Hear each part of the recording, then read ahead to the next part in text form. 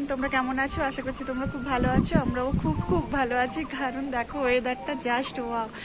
এসেছি আর একটা নতুন ব্লগ নিয়ে। মেঘাচারু সারাদিনে সবাইকে স্বাগত জানিয়ে আজকে ব্লগটা শুরু করছি। ব্লগটা প্রথম থেকে শেষ পর্যন্ত দেখতে থাকো, আশা করছি ভালো লাগবে।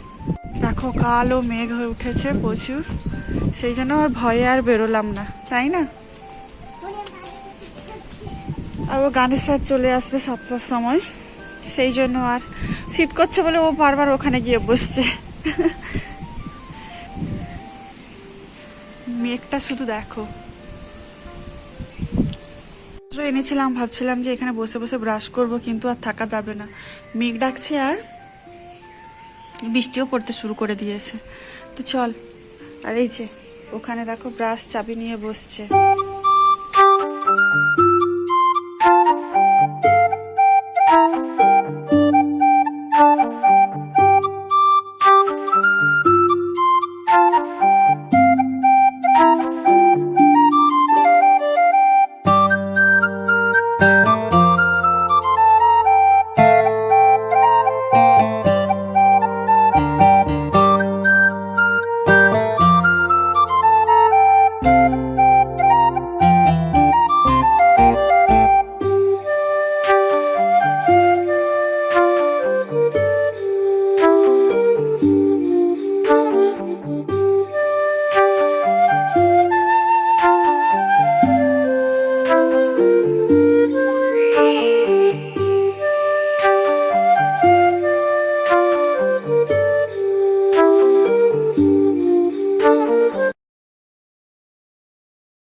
বৃষ্টি হয়েছে, বুঝতে পেরেছো? পুরো রাস্তা একটু ভিজে গেছে। 15 মিনিট হয়েছে, খুব জোরে হয়েছিল। আর ছাদগুলো তো জল পাচ্ছে না বলে সব টেনে নিয়েছে। আর দেখো সব ফুলগুলো তুলে নিচ্ছে, সেই জন্য আমরা ফুল পাই না। আস্তে আস্তে বলছি, না হলে শুনে নেব। সব আমাদের বিল্ডিং এর সামনে আমরা লাগিয়েছি, সব ফুলগুলো তুলে নেব। বৃষ্টি পড়ছে, ভিজে যাচ্ছি। চল এবারে ছাদের নিচে যাই। আবার শুরু হয়েছে। স্যার আসছে, দেখো আমি একটু সুজির পোলাও করছি। তো স্যার নিরামিষ খান, তো সেই জন্য আজকে ঠান্ডা ঠান্ডা ওয়েদার, সেই জন্য একটু বলছি সুজির পোলাও করি। আর ওইদিকে একটু চাউমিন আছে, মেঘাচারুকে আমি দিয়ে দেবো। আর সুজির পোলাও আজকে এটাই টিফিন। আর আমি একটু যদি সুজির পোলাও বেশি হয় তো খাবো, না হলে মুড়িটাই খেয়ে নেব। একটু ভালো করে ভেজে নিচ্ছি এটা। প্রথমে হালকা একটু ঘি দিয়েছি, বেশি ঘি দিই না, কারণ একটু বেশি ঘি পড়ে গেলে চারুর আবার একটু পটির সমস্যা হয়। দেখো আমার ঝরঝরে সুজির পোলাও রেডি। আর এটা একটু গরম আছে বলে সেই জন্য এরকম একটু লাগছে। আর যখন একটু 10 মিনিট থাকবে না, একটু ঠান্ডা হবে না, তখন একদম পুরোপুরি ঝরঝরে হয়ে যাবে। একদম হালকা মিষ্টি দিয়ে একটু বানিয়েছি, কিশমিশ দিয়ে, কাজু দিইনি।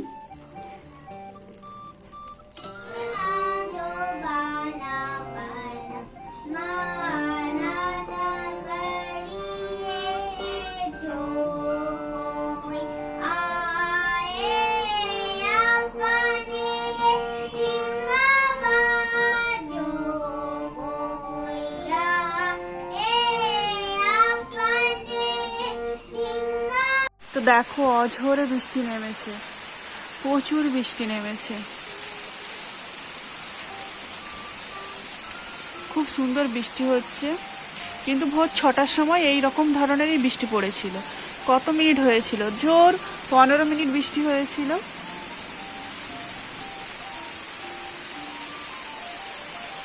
গান করে আবার শুয়ে পড়েছে। আর একজন দেখো, ওই যে বৃষ্টির সময় সব থেকে ব্যালকনিতে আসতে ভালো লাগে। ব্যালকনিতে বসে বৃষ্টি দেখতে আমার তো বেশ দারুণ লাগে। সামনেটাই দেখো কেমন জল জমা হয়েছে।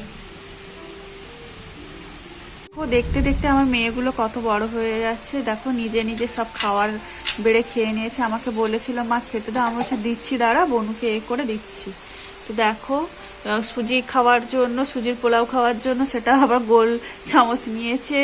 আর একটু বনুর জন্য রেখেছিস তো? সব কিছুই রেখেছিস তো? আর চাউমিনের জন্য কাঁটা চামচ নিয়েছে, কত সুন্দর গুছিয়ে খেতে বসছে, এটা দেখলেও ভালো লাগে। কি কাজ করতে ভালো লাগে, এই যে ঝাড়ু, কিছু করার নেই, কাজগুলো তো সারতেই হবে। আর মেঘ ডাকছে দেখো, বসাতে ভালো লাগে না, একটু শুয়ে থাকতে বসে থাকতে আরাম করতে, কিন্তু কিছু করার নেই। সংসার জীবনে কোনোদিনও ছুটি নেই, একমাত্র ছুটি আছে যদি মায়ের বাড়ি যাও, বাবার কাছে যাও, তাহলেই একমাত্র ছুটি। তো কিছুই করতে হবে না, মেয়ে দেখাশুনো থেকে শুরু করে কিছুই করতে হবে না, কিন্তু মেয়েদের তো করতেই হবে। চলো বেশি কথা না বলে সব কাজগুলো সেরে নিই, তারপরে তোমাদের সাথে কথা বলছি।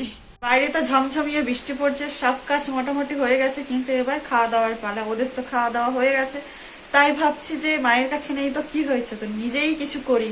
এই যে কুমড়ো আছে, কুমড়ো দিয়ে দেখি কিছু একটা করা যায়, যে বড়া দিয়ে পকোড়া বা কিছু একটা করি দেখি। দেখো এখানে বেসনগুলো আমার রেডি। এই বেসনটা কি বলতো, আমাদের গ্রামে তো আমাদের বাড়িতে চাষ হয়, মানে বাপের বাড়িতে চাষ হয়, তো ওই কলাই থেকেই বেসন বানিয়েছে, সেই জন্য একটু কালো কালো।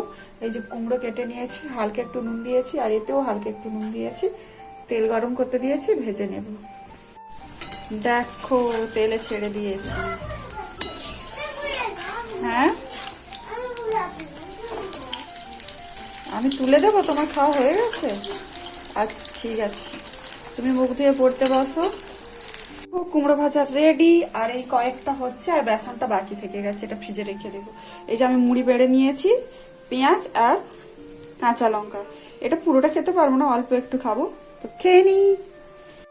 এখন নিজেকে কি মনে হয় বলো তো, স্বার্থপর, জেদি, অহংকারী মাঝে মাঝেই মনে হয়। বিয়ের পরে যাদের সাথে আমার কত সম্পর্ক ভালো ছিল, সেই সব পিসি মাসি বন্ধু বান্ধব, সেই সব সম্পর্ক যেন আজ নেই। সারাদিন পরে একবারও তাদের সাথে ফোন হয় না, জানি না কেন।